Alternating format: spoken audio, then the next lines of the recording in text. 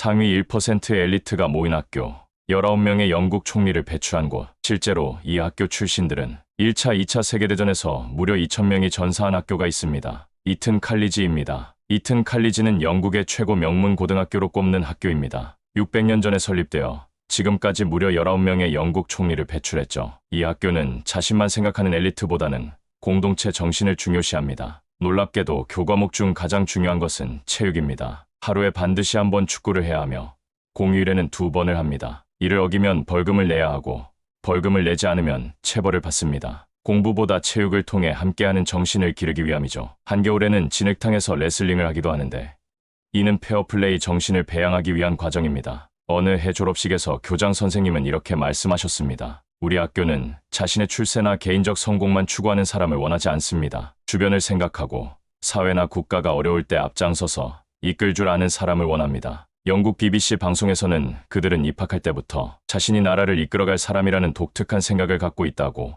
방영하기도 했습니다. 실제로 이 학교 출신들은 1, 2차 세계대전에서 2,000명이나 목숨을 잃었습니다. 헨리 6세 동상 앞에 그들을 기리는 기념비가 있는데 전시에는 때로 전교생의 70%가 참전에 희생되기도 했습니다. 공부를 우선시하지 않는 이 학교는 놀랍게도 거의 모든 졸업생이 대학에 진학하며 그중 3분의 1은 옥스퍼드나 케임브리지를 나왔습니다. 학업보다 자긍심과 국가관, 특히 사명감을 강조하지만 이것이 학생들에게 엄청난 학습 동기를 부여한다고 평가받고 있습니다. 이 학교는 설립 당시부터 다음과 같은 교훈을 전통으로 이어오고 있습니다.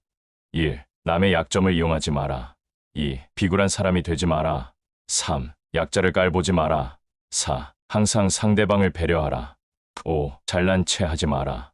6. 공적인 일에는 용기 있게 나서라. 이튼 칼리지 학생들은 항상 약자를 위해, 국민을 위해, 국가를 위해 라는 말을 마음에 새기고 있다고 합니다. 지금까지 제가 받아온 교육과 우리나라의 현 교육 현실을 돌아보며 교육의 중요성을 다시 한번 깨닫게 됩니다. 정의로운 사회, 공의로운 인간, 인격을 갖춘 사람으로서의 공정성, 지금이야말로 교육의 정체성을 새롭게 정립해야 할 시기가 아닌가 생각해봅니다. 우리 속담에 뭐로 가도 서울만 가면 된다는 말이 있습니다. 이는 수단과 방법을 가리지 않고 자기 목표만 이루면 된다는 비열한 생각을 담고 있죠. 하지만 독일의 괴테는 바른 길은 바르게 가라고 했습니다. 올바른 목적에 이르는 길은 그 어느 구간에서도 바르다 라고 했습니다. 요즘 많이 힘이 든다고 합니다. 힘들면 쉬어 가십시오. 우리 삶의 길에서 즐겁고 기쁜 일을 만나면 가슴 뿌듯한 행복을 느끼게 됩니다. 길을 가다 보이는 모든 것들에서 늘 새로움의 생동감을 얻는 것도 마찬가지입니다. 그러나 매일 즐거움을 만날 수는 없고 보이는 모든 것이 다 생동감 넘치는 행복일 수는 없습니다. 순탄한 길이 어디 있겠습니까?